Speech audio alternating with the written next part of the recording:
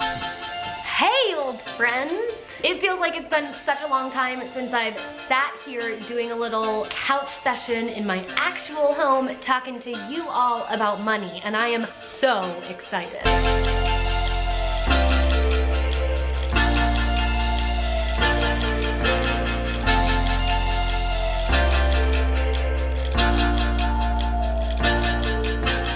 We grow up and we go through our lives hardly learning a thing about money in school.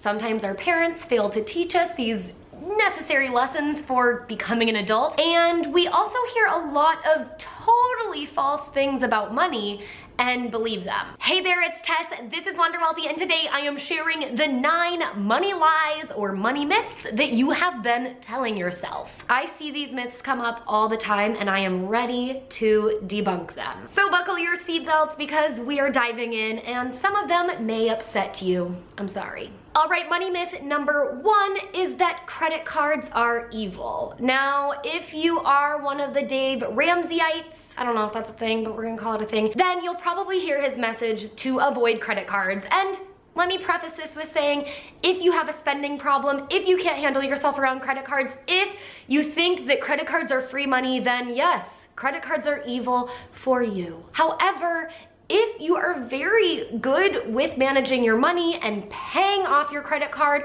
when the bill comes due, on time and in full, then credit cards are perfectly fine to use. They're a great way to earn passive income, like I've talked about over here, and they're just a good way to manage the flow of your cash if you do it properly. Here is what I tell my clients and my students in the money program. You can absolutely use your credit card, but every time you swipe it, make sure that you actually have that money in your bank. A lot of people use credit cards because they haven't been paid yet and they're hoping that it'll buy them some time. But the truth is, if you can't afford it now, don't buy it. But if you're using credit cards because you can get some awesome travel reward points, but you can still afford it because you have the money in your bank account and it would be just like using a debit card, then by golly, use the credit card, get the points. Come visit me in Italy when I'm there. Money myth number 2 is that you have to have debt in order to build a good credit score. Now this is true in some regards, but really it's completely false. If you don't have any form of financing, which doesn't necessarily mean debt,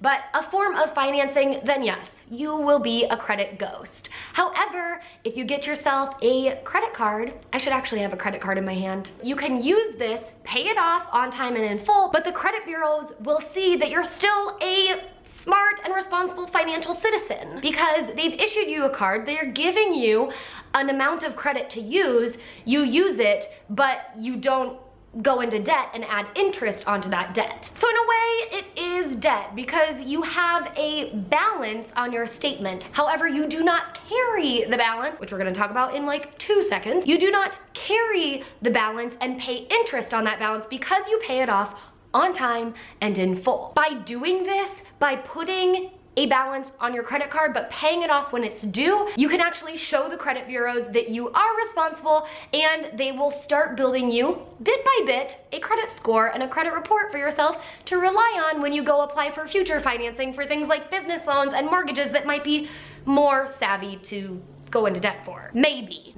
That's another myth. And that leads me into money myth number 3, which is that you should carry a balance on your credit card in order to build your credit score, and that's a smart move. I can't stress this enough. That is the dumbest thing I have ever heard. But I hear it all the time, and that's because some of the messages that we get told can be a little bit confusing based on the terms and the words and the definitions that they use because it's in the bank's best interest to tell you to carry a balance on your credit card. So here's the deal. Put a pack of gum on your first credit card and pay it off when the bill comes due. You can even automatically schedule these payments to withdraw from your bank account so that you don't have to worry about going into debt and paying interest on that balance.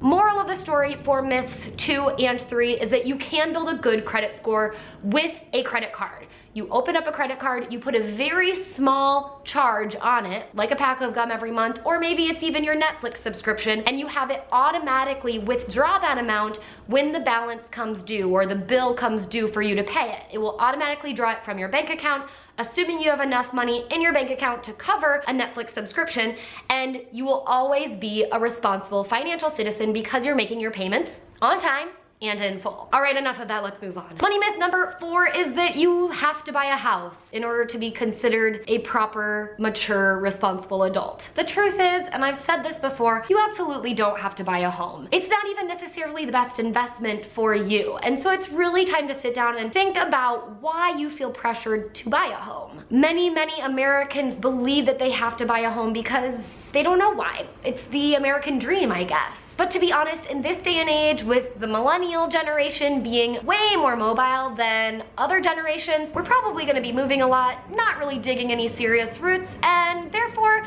a home specifically to live in might not be the best investment. Now, I'm not saying don't go buy a home and that buying a home is a terrible investment. I'm just saying it might not be the best decision for you, so don't feel pressured. I'm not pressuring you to buy a home. Money myth number 5 is that financing a car is a wise idea, especially if you're gonna be driving it all the time. Here's the deal. If you are financing a depreciating asset, it's technically not the best investment. Automobiles are depreciating assets. When you buy an automobile new, even if you buy it outright and you don't finance it, the minute you drive it off the lot, it is most likely going to depreciate. Now, I'm not talking about Teslas or any of that fancy schmancy jargon.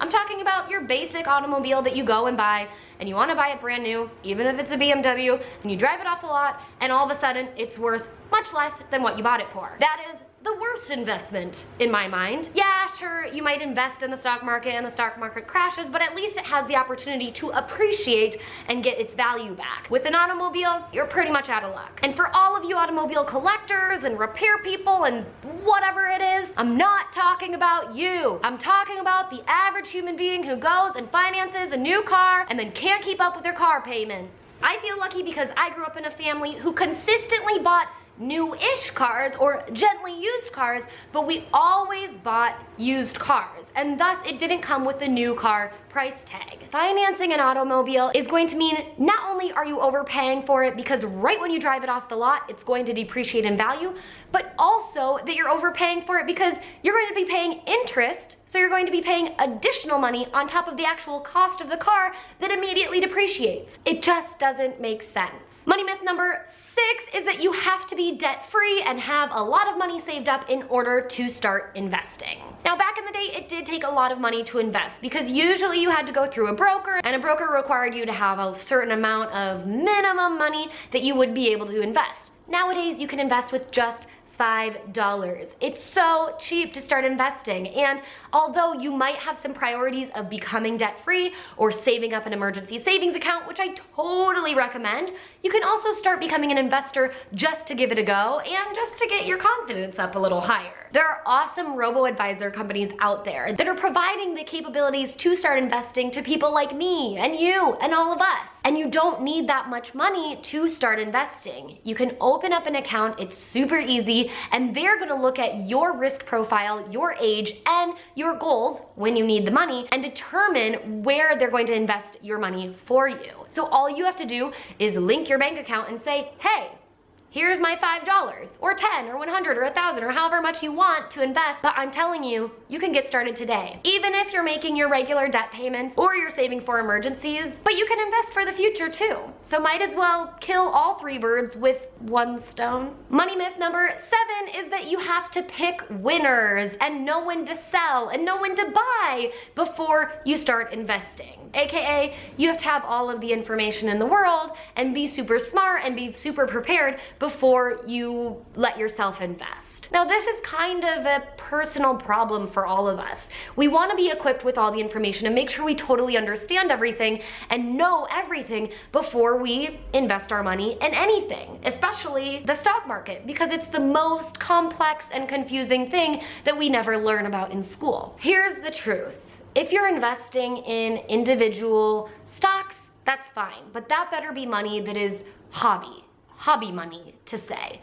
You should basically not care if you're going to lose that money because the truth is you most likely will lose that money. Now, if you're investing for wealth, which is what most people are trying to do, and the same reason why most people are so afraid to start investing because they don't want to lose that money, then you shouldn't be trying to figure out which individual companies you're going to buy into and when to sell it and when to buy. I might suggest that you take a very passive approach when it comes to investing and invest a little bit of money over time and invest in index funds. That way, you don't have to pick individual stocks to invest in. You don't have to assume that Apple is going to go up and that IBM is going to go down. You just invest in all of it and diversify your risk. Now, there's a lot more to this, and I'm going to be doing an investment series in the future because I recognize how many people so badly want to start investing. So hold tight and make sure you subscribe to my channel to get more information in that. And if you have questions, pop them below. Let's stop putting the pressure on ourselves to learn everything we absolutely need to know about investing before we start investing and just start. See myth number 6. Money myth number 8 is that the price is final and you are screwed. You can negotiate pretty much everything, from medical bills to cable bills to even the interest on your credit card debt. Companies want your business, and it's way more expensive to lose you as a customer than to give you a little bit of a discount on the service they're providing to you. Now, that doesn't mean negotiation is easy, and it definitely takes patience. I literally spent the last day and a half on the phone with United trying to get a lower airline ticket price, and eventually I did it, but it very much tested my patience. But if you equip yourself properly, you can negotiate pretty much anything. And if you're not negotiating your salary, then by golly, at least make sure you're doing that. And finally, money myth number 9 is that more money will solve all of your problems. Here's the honest truth. The more money you make, the more problems you'll probably have. And it's not gonna solve your problems. If you're a spender, you're a spender. So if you make more money, you'll just end up spending more money. We need to start with the mind and with what's inside of us. We need to determine what makes us happy and be more grateful for what we have. And then we can figure out how maybe we're okay with living on less if we can't make more money. And if we make more money, we need to decide, even though we make more money, that doesn't mean we're going to spend more. It means we're going to save more, or we're going to invest more, or we're going to give more away to people who need it most. More money doesn't make you less lonely. More money doesn't get you out of financial trouble necessarily.